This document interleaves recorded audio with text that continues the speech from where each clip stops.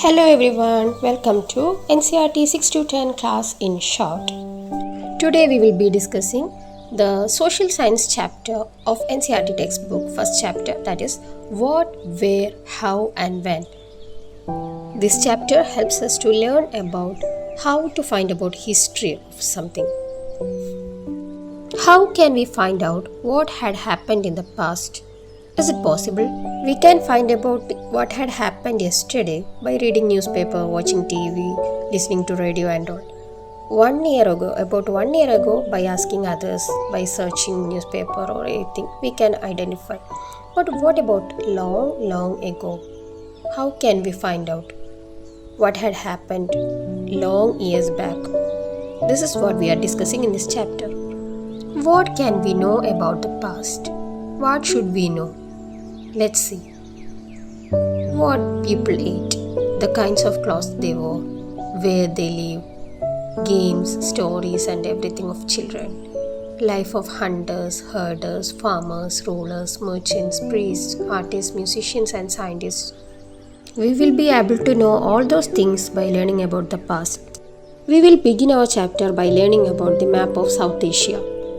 This is a map of South Asia, including the present countries of India, Pakistan, Bangladesh, Nepal, Bhutan and Sri Lanka, and the neighboring countries of Afghanistan, Iran, China and Myanmar. South Asia is often called a subcontinent because although it is smaller than a continent, it is very large and is separated from the rest of Asia by seas, hills and mountains. So we will be learning about this map in detail. Find the river Narmada on the map. People have lived along the banks of this river for several 100,000 years. They were skilled gatherers. They knew the plants in the forest and collected fruit, roots and leaves. They have hunted animals too.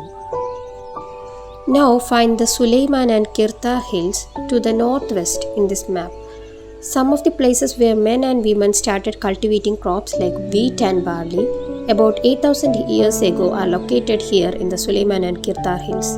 They also started rearing animals like sheep and goat here. So this was the beginning.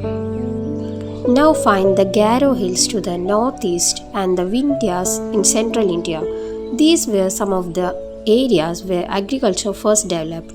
Rice was first grown to the north of Vindhyas. Now locate the river Indus and its tributaries.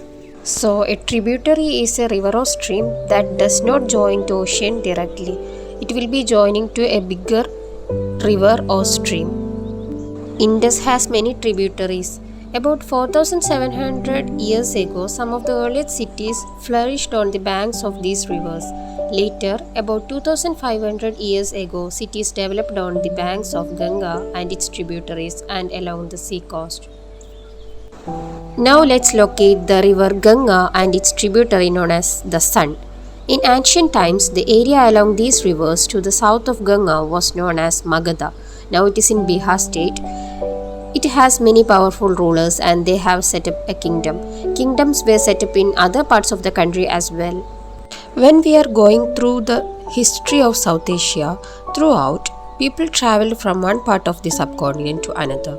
The hills, high mountains, deserts, rivers and seas made journeys difficult and dangerous at times, but never impossible. They have traveled from one place to another for different purposes.